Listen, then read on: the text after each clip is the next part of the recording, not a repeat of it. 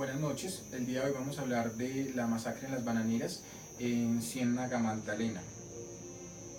Este hecho es un hecho muy importante para la historia de Colombia, para la historia de nuestro pueblo, porque identifica esa lucha de los trabajadores por tener unas mejores condiciones, por luchar contra empresas extranjeras que quieren venir a nuestro país a explotar a nuestra gente, a nosotros mismos, a darnos unas pésimas condiciones. Personalmente pienso que es un hecho demasiado importante que deberíamos dar a conocer mucho más a todos los colombianos. Creo que no todos los colombianos conocen este tipo de hechos de la historia de nuestro país. Básicamente la masacre de las bananeras se dio por una empresa estadounidense que se llama, o que se llamaba en ese momento, United Fruit Company. Esta empresa lo que hacía era gobernar como toda la parte de frutas tropicales en varias partes del mundo.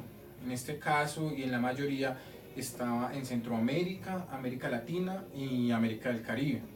Esta empresa llegó a mediados de 1920 a nuestro país, asentándose en Ciénaga Magdalena y apoderándose de cierta parte de ese territorio, donde comenzó pues a sembrar banano y comenzó a traer mucha gente de muchas partes del país.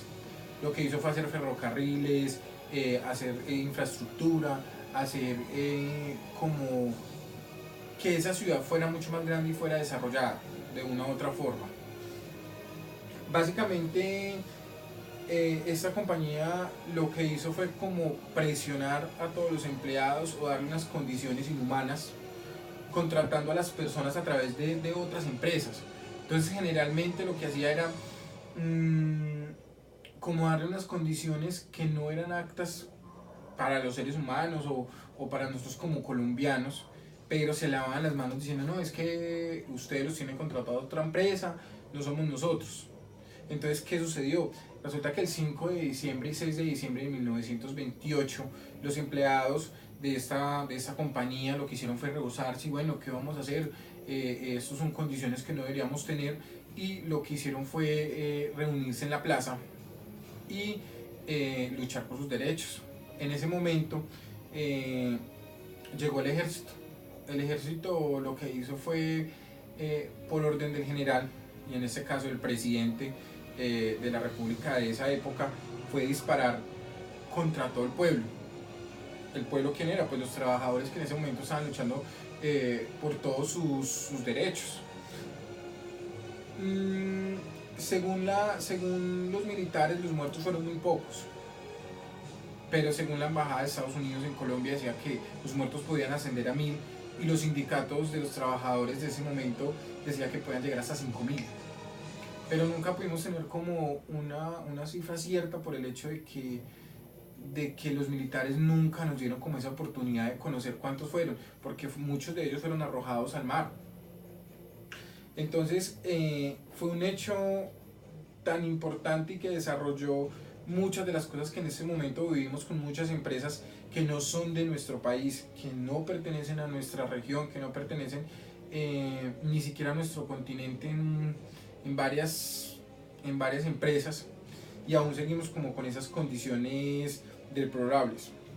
Las exigencias que hacían pues estos empleados no eran tan difíciles de cumplir, eran unas condiciones que todo ser humano debería tener en un trabajo, como por ejemplo un seguro colectivo obligatorio, una reparación en caso de accidentes de un empleado, aumento de unos salarios, porque es que los salarios se los pagaban como, ellos simplemente trabajaban, la empresa United Fruit Company se llevaba el banano y traía mercancía para cambiarles a ellos por trabajo, o sea, ni siquiera les pagaban, lo que hacían era, venga, yo le pago, pero con esto que traje, con esto que hay, entonces usted debe elegir de ahí. Estaban básicamente que no hubieran supresiones por parte de la autoridad, un pago semanal, y que se eliminara como esas contrataciones por medio de empresas terciarias. Básicamente eso es lo que pedían. Pero el presidente Miguel Abadía siempre en ese momento estuvo como a favor de la empresa, a favor de esa empresa, a favor de los extranjeros. Y básicamente los militares, ¿cómo se lavaron las manos frente a esa matanza que hubo? Simplemente dijeron, no, es que tuvimos que hacer esto porque es que el miedo era que Estados Unidos nos atacara, nos invadiera por defender a esta compañía, entonces eso fue lo que nos tocó realizar.